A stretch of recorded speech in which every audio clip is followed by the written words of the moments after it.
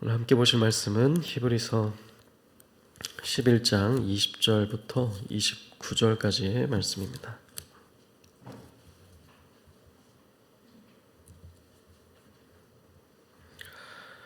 히브리서 11장 20절부터 29절까지의 말씀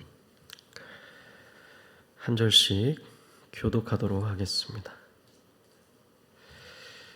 믿음으로 이삭은 장차 있을 일에 대하여 야곱과 에서에게 축복하였으며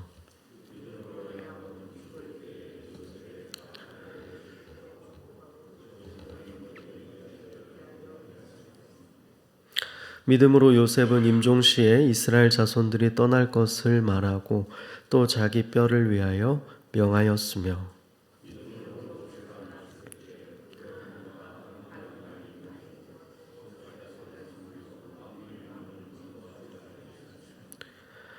믿음으로 모세는 장성하여 바로의 공주의 아들이라 칭함받기를 거절하고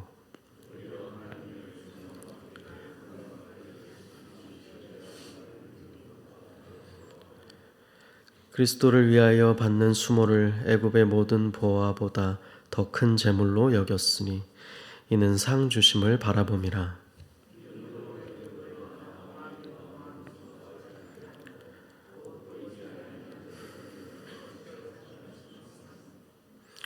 믿음으로 유월절과 피 뿌리는 예식을 정하였으니 이는 장자를 멸하는 자로 그들을 건드리지 않게 하려 한 것이며 믿음으로 그들은 홍해를 육지같이 건넜으나 애굽 사람들은 이것을 시험하다가 빠져 죽었으며.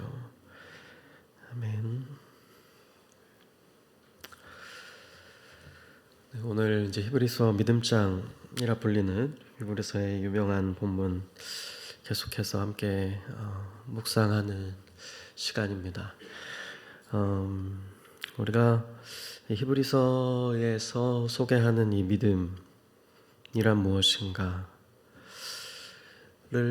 어떤 식으로 이제 살펴보고 있다고 할 수 있을까요? 먼저는 앞서 믿음이란 어떤 본질의 어떤 성격의 것인지를 설명을 통해서 정의를 해줬다라고 할 수 있습니다. 우리가 익히 잘 아는 조금은 모호하지만 그 뜻을 알 것도 같고 참 마음에 와닿는 또 암송하고 나는 이 히브리서 11장 1절에서 2, 3절의 말씀들, 믿음은 바라는 것들의 실상이고 보이지 않는 것들의 증거다라는 말씀, 그리고 먼저 앞서간 선진들, 믿음의 조상들이 바로 이러한 믿음을 소유하고 그렇게 살아감으로써 증거를 얻었었다. 하나님의 인정하심을 받았었다라고 앞서 설명한 바 있었습니다. 이처럼 믿음의 인물들이 어떻게 그러면 살았었는가? 그 신뢰들을 한 사람 한 사람 설명하면서 보여주고 있습니다. 바라는 것들의 실상이자 보이지 않는 것들의 증거, 그 믿음을 소유했던 선진으로서 오늘 이삭과 야곱과 또 요셉이 등장하고요. 그리고 23절부터 29절까지 이제 쭉 모세의 이야기가 등장하고 있음을 알 수 있습니다. 우리가 앞선 말씀들 그리고 내일부터 아직 남아있는 11장의 말씀들을 한번 눈으로 보게 되면 이 11장에서 모세만큼 많은 분량을 할애해서 집중적으로 자세하게 다뤄지는 인물은 없다고 할 수 있습니다. 그만큼 그가 히브리서의 믿음장, 이 11장에 있어서 강조하고자 하는 인물이고 믿음으로써 그의 삶을 하나님 앞에 드렸던, 하나님께 인정받았던 그러한 인물이었음을, 그리고 더 나아가서는 우리가 결국에는 이 11장의 목적이 어디에 있는가라고 했을 때 이러한 믿음의 성격과 본질을 규명해주고 앞서간 믿음의 사람들을 보여줌으로써 결국 믿음의 주요 온전케 하시는 이인 예수 그리스도를 바라보게 만드는 데 있다라고 할 수 있는데, 바로 12장에 그 표현 유명한 것이 나오죠. 그 예수 그리스도를 닮은 인물이 바로 모세가 바로 예수 그리스도와 그만큼 닮은 면이 많기 때문에 바로 이처럼 많은 부분을 히브리서의 기자가 다루고 있는 것으로 보여집니다. 우선 20절부터 한번 보시면 이삭, 야곱, 요셉의 이야기 나오고 있는데요. 이삭이 장차 있을 일에 대해서 믿음으로 축복을 했음을 이야기하고 있습니다. 아직 일어나지 않을 일에 대해서 이 족장 시대 때에 이삭 그가 야곱과 해서 그의 아들을 축복하면서 나아갈 수 있었던 것, 선언할 수 있었던 것, 그것은 그의 믿음으로 인한 것이었죠. 그리고 야곱 또한 마찬가지입니다. 야곱도 죽을 때에 동일한 비슷한 표현이 21절에 나오죠. 각 아들들에게 축복을 했었는데 그도 이제 눈을 감을 때에 자기가 그 앞서 일어날 일을 인간으로서 어떻게 다 알 수 있었겠습니까? 그러나 그는 족장으로서 믿음의 사람으로서 선진으로서 그의 앞으로 또 자라나고 살아가게 될 아들들을 축복했었는데 바로 믿음으로 그렇게 할 수 있었다는 것입니다. 그들의 믿음의 족장들의 선진들의 축복은 하나님의 뜻 가운데 고스란히 성경 가운데서 이루어졌다는 사실을 우리는 구약 성경의 내용을 통해서 알 수가 있죠. 축복하고 그는 그 지팡이 머리에 의지해서 하나님께 예배하였더라, 경배하였더라. 이렇게 야곱의 이야기까지 소개하고 있습니다. 이처럼 믿음은 하나님께서 약속하실 것, 하나님께서 이루실 것에 대한 그러한 것을 확실히 하나님께서 성취하실 것임을 확신하는 것이고 보이지 않지만 보이는 것처럼 그것을 바라보는 것이죠. 이들에게 그러한 믿음이 있었기 때문에 이러한 축복과 예배가 가능했음을 우리는 알 수가 있습니다. 그리고 동일하죠. 요셉 또한 그러했죠. 이 요셉이 임종시에 우리가 창세기에서 그 자손들에게 자신이 역시 눈을 감기 직전에 이렇게 이야기했다는 사실을 알 수가 있는데요.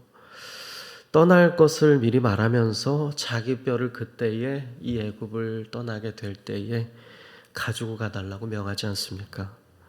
그가 그렇게 이야기할 수 있었던 것은 앞선 이삭과 야곱, 더 나아가서는 아브라함, 그 믿음의 선진들에게 있었던 믿음이 그 요셉에게도 고스란히 있었기 때문이었을 것입니다.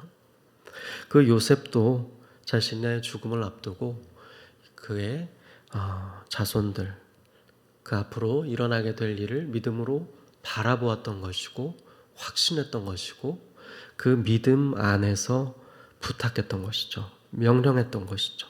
나의 뼈를 가지고 떠나줄 것을 이야기했던 것이었습니다.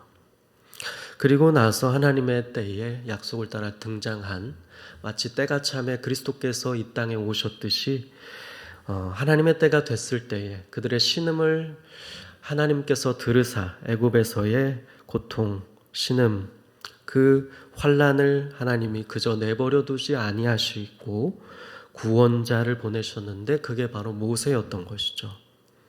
이 모세의 삶은 예수 그리스도를 참 닮아 있다는 것이죠. 그러하기에 많은 분량을 할애하고 있습니다. 먼저는 부모에 대해서 나오고 있죠. 23절 모세가 태어났을 때에 부모가 그를 살려주었던 사실을 이야기하고 있습니다.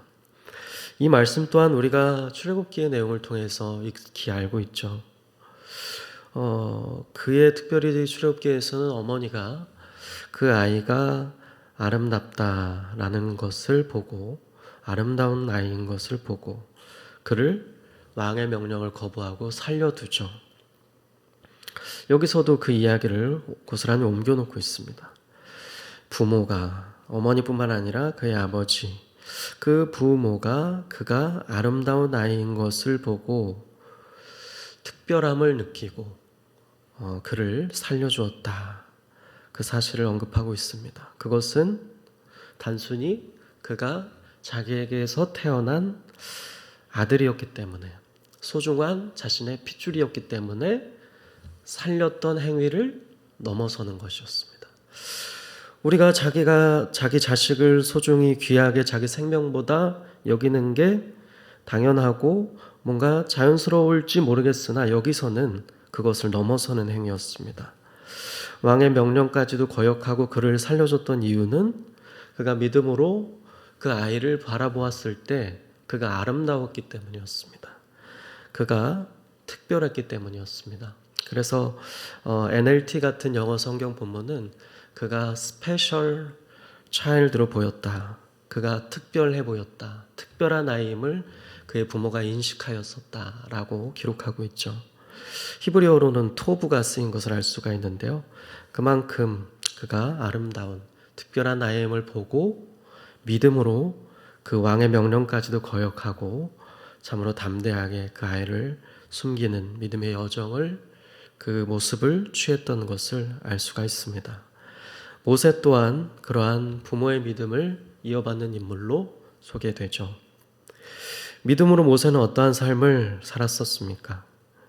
24절부터 이제 나오고 있는데, 장성해서 그가 행했던 일련의 일대기들, 출애굽기의 사건들을 잘 집약해서 히브리서의 기자가 그의 관점에서 요약해주고 있습니다. 장성했을 때에 바로의 공주의 아들이라 칭함받기를 거절하고 도리어 하나님의 백성, 그 유대인들과 함께, 이스라엘 백성과 함께 고난받기를 잠시 죄악의 낙을 누리는 것보다 더 좋아했었다라고 합니다. 그렇죠. 그는 일련의 사건으로 인해서 그 민족을 구해주는 과정, 그리고 그의 어떤 살인의 행위가 들통나는 과정으로 인해서 광야 미디안 땅으로 들어가 살게 되는, 무려 40여 년이나 그곳에서 거하게 되죠. 그러나 그것 또한 사실은 단순한 지탄받을 만한 행위가 아니었습니다.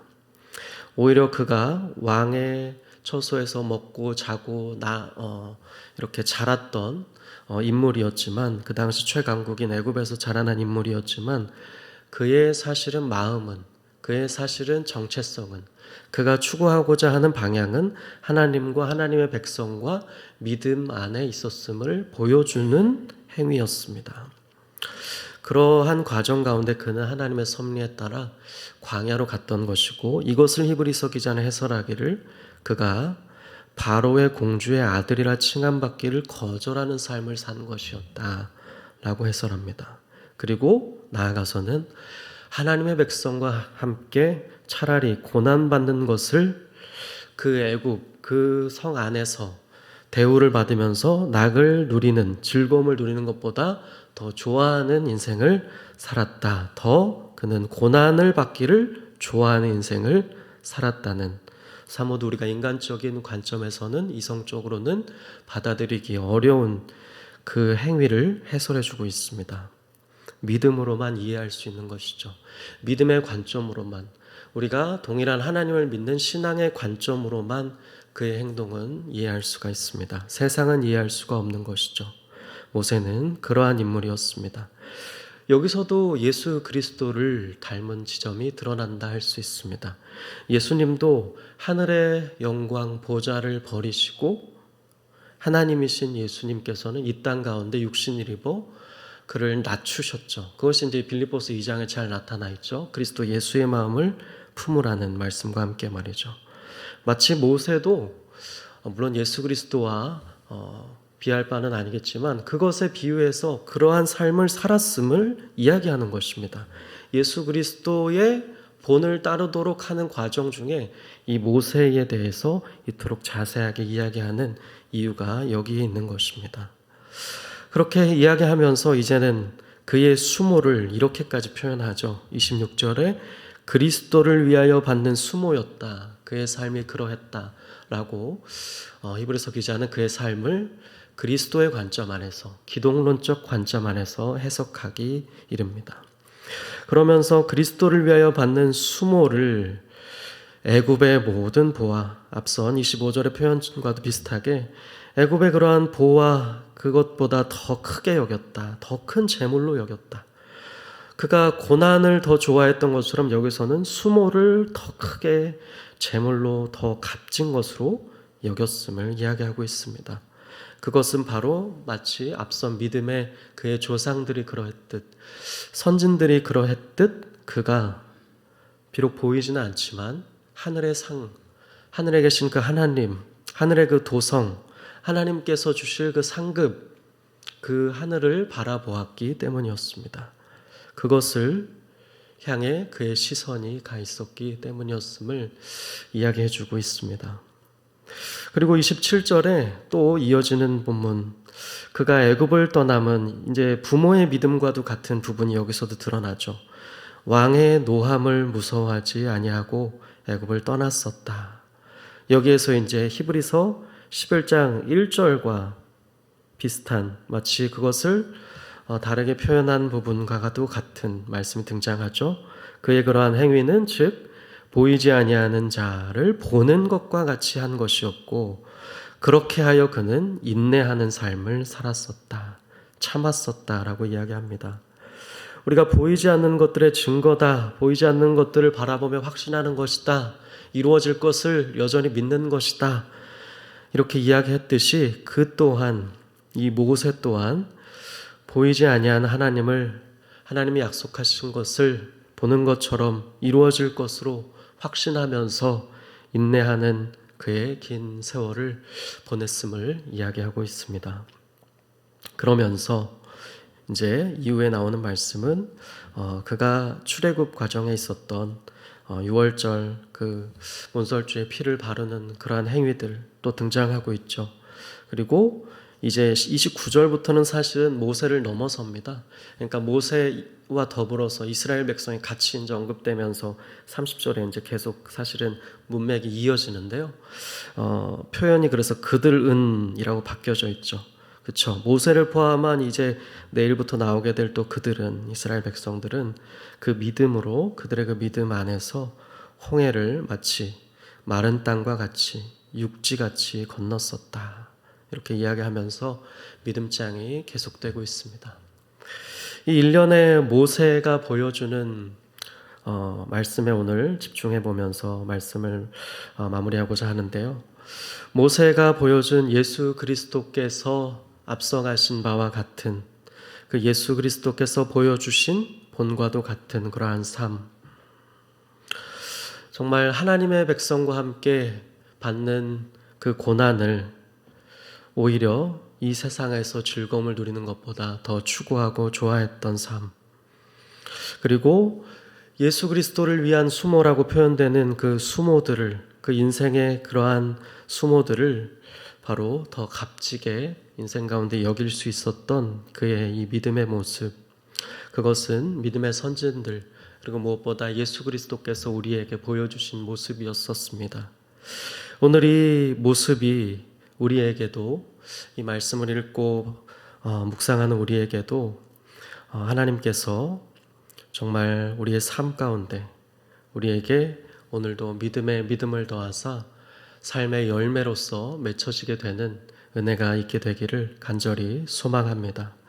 그리하여서 우리 또한 오늘 이 새벽에 다시 한번 이 본문에 특별히 모세의 말씀을 통해서 예수 그리스도를 바라보게 되고 믿음의 주요 온전케 하시는 예수님 안에서 다시 한번 우리도 예수 그리스도처럼 나아갈 것을 다짐하며 우리 삶이 비록 믿음을 거스르는 삶이라 할지라도, 우리 삶이 비록 믿음의 시야를 흐르게 만드는 삶이라 할지라도 다시금 돌아가 히브리서 11장 1절의 말씀처럼 바라는 것들의 실상, 보이지 않는 것들의 증거인 그 믿음 안에 굳건히 서시며 나아가시기를 결단하시게 되는, 그리하여서 믿음의 사람, 이 선진들의 반열에 이를 수 있게 되는, 동일하게 저 하늘에 이름이 올려질 수 있게 되는 저 여러분 되시기를 주님의 이름으로 축복합니다. 같이 기도하겠습니다.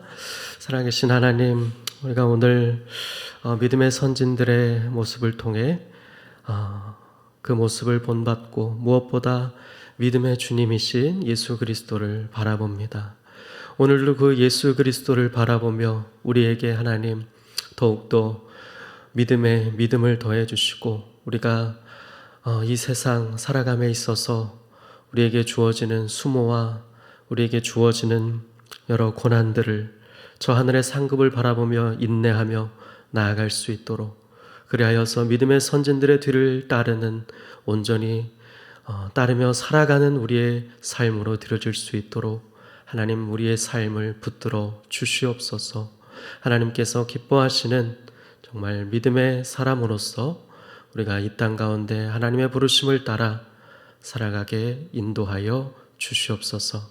예수 그리스도를 바라보는 오늘의 하루의 삶이 되기를 간절히 소망하며 살아계신 예수 그리스도의 이름으로 기도드립니다. 아멘.